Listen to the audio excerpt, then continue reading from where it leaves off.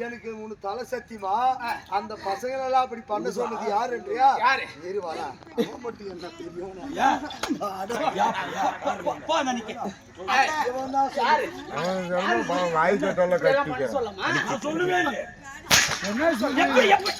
ஐயோ சொல்லி கொடுக்கலாம் அப்படி சொல்லுவே இல்ல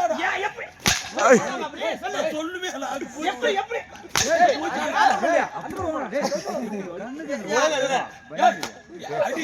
யார் கண்டு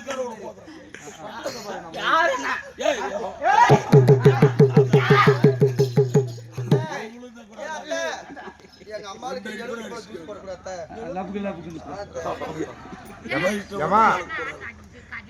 கதையை விடுங்க. ஏமா அங்க பாரு யாரு